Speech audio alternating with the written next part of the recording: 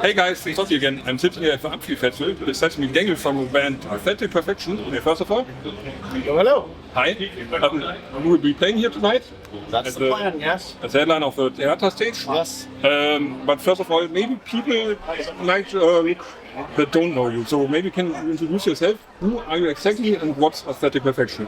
It's really difficult to sort of condense the history of aesthetic perfection, which has now existed, I think, since 2001, into a short sentence. But I would just say that aesthetic perfection has been my solo musical project for as long as I can remember. I started when I was 17. I'm 41. I'm 41 now, and it kind of spans all different genres of electronic music. I started out doing industrial. I've made synth pop.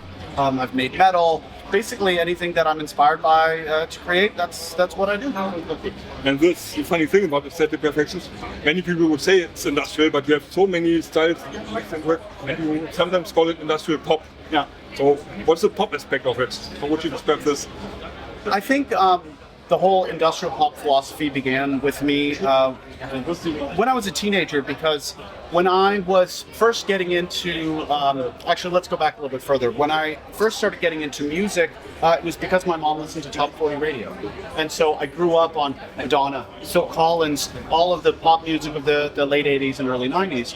And then when I started getting into alternative music, I found myself only appreciating maybe the more well-produced, well-written, poppier side of even alternative music, which actually made me a bit of an outcast among my own scene. And so when I started making music myself, it was my goal to find a way to marry the songwriting and catchiness of pop music with the emotional intensity and the edge of industrial, alternative, metal, whatever. And so it's trying to find a way to really balance out these two sides of my personality, which have been there forever. And when I look at your discography, for example, the older ones, I would say the older records are more industrial. Like nowadays we have even more pop. Sure, isn't it? And another aspect of you is your live show, where you do something like not wearing black as all the other people normally, but try to do some color stuff. Yeah. So this is the aesthetic aspect of your music. I think I want to challenge traditional perceptions of what the dark music scene is supposed to be, because you know when you get into this scene, they tell you that this is a place for outcasts, for people who are different. But if you don't conform to all the expectations that they have of you, then you become an outcast in the place that was meant for outcasts. And so for me, it's really about challenging people's preconceived notions, their tastes. You know, very often I wear things on stage that I find ugly, because aesthetic perfection is an idea about what is beauty, what is perfection. These are all very interesting and deep philosophical concepts, and I like to explore them with my music as much as with my presentation. And I think one of the aspects is you get into the scene, as you mentioned, and people are telling you you have to wear black, you have to be like this, you have to listen to this, and you break the rules. You would say there have to be no rules in the place for all class. So I understand, right? Yeah, that is my artistic philosophy, is that there should be no rules, there should just be what you like. And I think what's great with the internet these days is that the sort of genre subculture barriers are beginning to break down. Like younger generations, they just like music, they don't care what genre it is. And so you see so much more openness in style mixing, not just in terms of music, but also in terms of fashion. So I'm all for it, I'm here for it. And I think we are almost the same generation. I'm 3 years older than you, and we have learned the one is punk, the next is like industrial, or the next is goth or something. And as you mentioned, younger people are like, I listen to this, I listen to that, I have my playlist, and they don't care. Yeah. And I think this is even better for more world, for example. And there's something with music as well, like being against homophobia and stuff, or racism, something like this. Are these aspects of the music or of the I think I try not to focus too much on cultural issues because I believe, for me, music is something about unifying people. I'd like to speak about very basic human experiences that we all go through, regardless of race, religion, sexual orientation, whatever. Because at the end of the day, all of us are human. We all feel things like love and hate and jealousy and a desire to protect the people that we care about. I mean, these are all very, very human things, and I think that this is the bedrock of humanity, and all of this other stuff, that's not as important, or I don't think it's important at all. And so you could say that that is my philosophy of digging deeper and going directly to the core of the human experience is a way of saying that would be my way of expressing that I'm against discrimination of any kind. But I think that it's, for me, key to focus on what unites us rather than what divides us. I see what you mean. And regarding your way of writing music, for example, as I mentioned, the older ones have been a little bit more like industrial, like, for example, comic boys or stuff like that. And the newer ones you have, for example, on the new album, No Song Goes. Yeah. Funny track. I love the video, I love this. So how did this come up?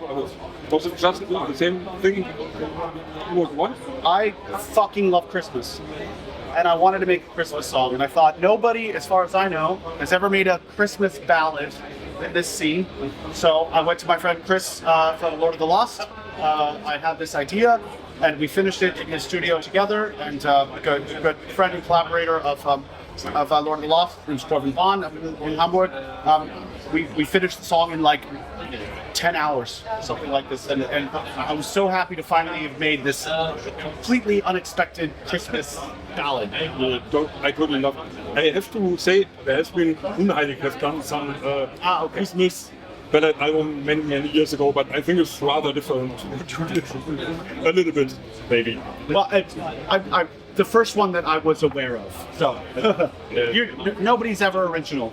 I know that probably everything that I've done has already been done before. And I think it's difficult, different because you come from the national part and he always did this ballad stuff. So, Yeah. And it was German as well.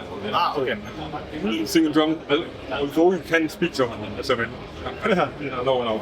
And the newest regular album is MMXX1. 2021. They're the songs that I wrote and released during the 2021 project. So, and this song is still part of this, I would say. Yes, it's the December song. Yeah. And looking back at this album, what are you proud of? What are the coolest aspects of it? I think with the 2021 album, which for people who don't know, was a project I did during lockdown where I wrote and released a new song every month for an entire year. And then I released that as an album about, I think, a year later. I think what I learned the most from it was that it's important to know when not to care. Because as artists, we get so stuck in our own heads thinking, oh my God, this thing that I'm creating, it has to be the best thing I've ever made. And the real irony is that, after doing this for so many years, I finish a song and I think it's great. The world doesn't care. I finish a song and I think it sucks. It blows up and everybody thinks it's the best thing I've ever made. So artists need to understand that the way we perceive our own work is not the way the world perceives our own work. And if we invest too much expectation into it, we actually hurt ourselves because we create unnecessary stress, tension, worry, whatever, and that is actually actively working against the artistic process. When you create freely and honestly, this is how you produce your best work. And even if you don't like it or understand it, maybe the world will. So I think with that project, I really learned that what my job is to just create what comes out of my head and let the world decide if it's good or not. It's like you can't plan hits, for example. Correct. You can try to, maybe sometimes it works, but you can't plan to get a hit. But if you do something really cool, it might get hit. If you're creating honestly and you're enjoying what you do, the hits create themselves, and the world will tell you what the hits are. Yeah. And I think this is something really important to that you still enjoy what you do, going on stage, creating songs? Or is it like sometimes that you say, okay, maybe I would love to do something else? I hate playing live. I hate it.